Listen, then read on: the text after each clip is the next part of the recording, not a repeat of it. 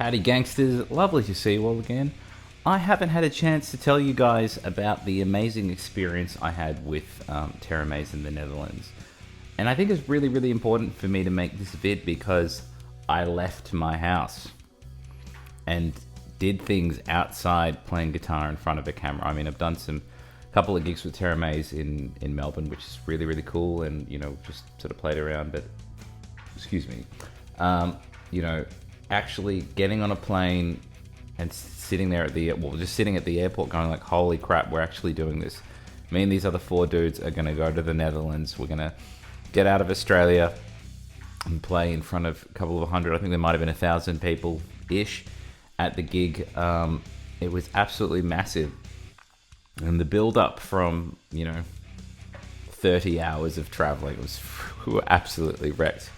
When we got there, the adrenaline and just that waiting game of like, we have 2 days before we play the show, we're all just sort of sitting around kind of waiting. We got to enjoy watching some other bands. It was for the Prog Power Festival in Europe. And then gig day came, and we're just sort of, getting ready, and I've sort of gotten nervous halfway through the day, and I was like, I need to go back to my hotel room and run the whole set acoustically. So I'm sitting there like trying to remember my solos, guitar not plugged in, and doing the best I can to kind of get the vibe and the feel right. And I close my eyes at night and air guitar. I do a lot of that. And if you guys are strapped for time and you don't want to make noise at night and make a lot of sound for people, you can just close your eyes and imagine a guitar and the music that would be coming out of your fingers. It is a good way to practice on the go if you're time poor, or you're on a plane or something and you want to sort of practice some stuff. That's just a quick little tidbit, Chris Zoupa hot tip. So we got to spend a bit of time in the Netherlands, just sort of walking around the streets and being hooligans and being doofuses. And then gig night came, and we realized that we're going to be on in about an hour, so we're all sort of sitting backstage like, yep, we're going to do this, just sort of chatting and pumping each other up and making sure we're adequately hydrated. And then we're standing on stage, and like the sound check's coming, and we see there's only 5 minutes left. There's like a little clock. There's like a hand at like 7:55, and we're on at 8, and we're all just kind of looking at that clock like, oh shit, it's about to happen. And the curtains open, and there's just this like massive crowd there of people just really, really excited to see us. The European fans, oh my god, they're so passionate and interested and supportive, and just genuinely grateful to have people come all the way from where we came from to play for them. It was just a really, really amazing experience. Before we even started playing, we felt sort of the warmth of the audience. It was really, really cool. First couple of songs, I was like trying to hold my guitar, just shaking. You can see me there's a couple of snippets of footage on YouTube if you want to check out Teramaze Prog Power 2019. There's a couple of videos floating around. But yeah, the first couple of songs, it was just like, I really couldn't believe how bad my nerves were. There's just so much pressure that I'd put on myself. Just, this is the first time you've played overseas. Don't screw it up or make a good impression. And my hands, like, we got through the songs, and I don't think you'd notice that badly, but there was this sort of one kind of solo where I'm trying to slide and my whole body's stiff. I'm trying to do something like that, and my whole body's stiff, and I'm watching it back going, it's not that big a deal, just chill out, you're on stage, it's amazing. About 5 songs in, we started to kind of chill out. We had a 75-minute set, which is absolutely huge. I've never played anything that long in my life. So we had this huge set, and about 5 songs through, we started to realize, this is really fun. This is an incredible opportunity. Let's just enjoy it. And the crowd really started to feed off it, and we just had the best time. And we finished on a song called Ordinary Dream, which is a 12-minute epic. It's really, really quite an emotional song. Not that taxing to play. I know 12 minutes sounds scary, but it's, a lot of just kind of relatively simple-ish riffs and some other cool stuff. But by the time that song had finished, I could see people in the crowd crying. There was people singing along, and I turned to Andrew, the bass player, and the song ends with just Nathan and Dean singing, the guitarist and the lead singer, just sort of singing some beautiful harmonies and a little bit of guitar.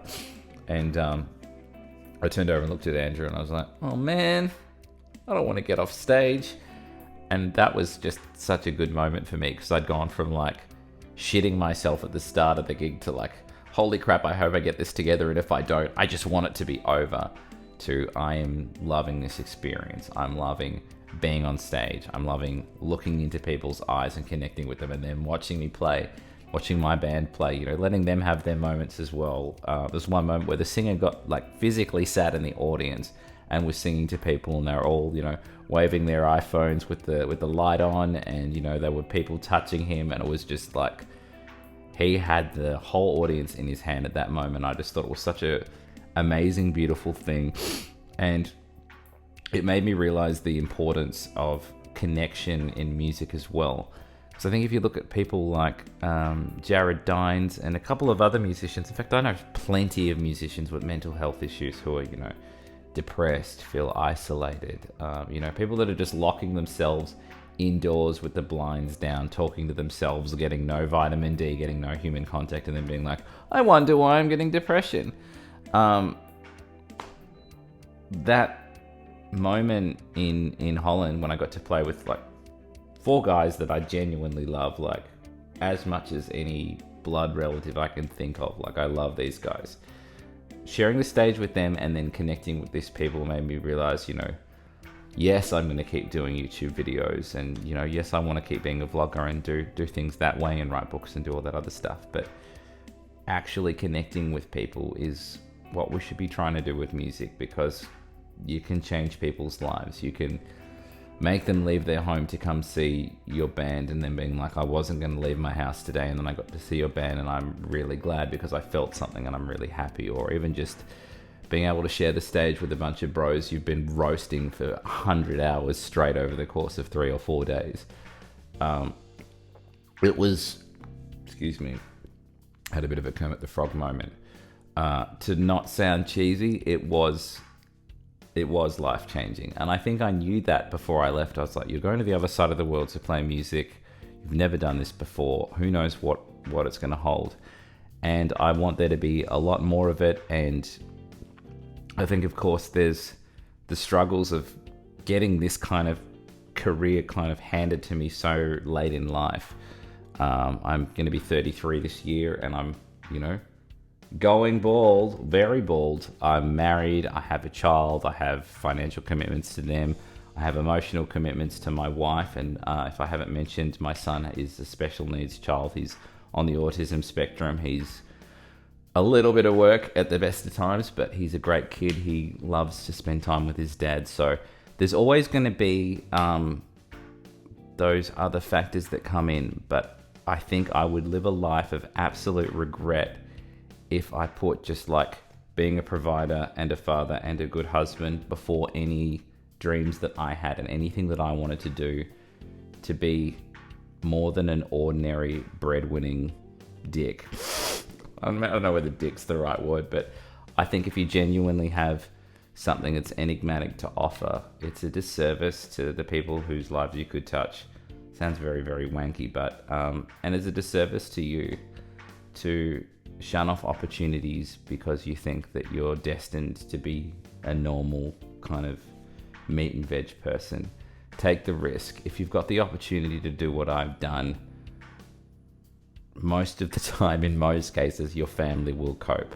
Start saving now so that when you go away, people can pay rent when you're not around. Do whatever it takes, because this literally changed my life, and it's going to be that way. I'm never going to forget this experience with those guys and playing in front of those fans and seeing people cry and seeing people sing along to our songs, and the warm ovation we got afterwards. I'm never going to forget this.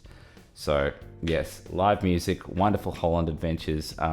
Sorry to blabber on. It was lovely to see you guys all again. I will catch you very soon.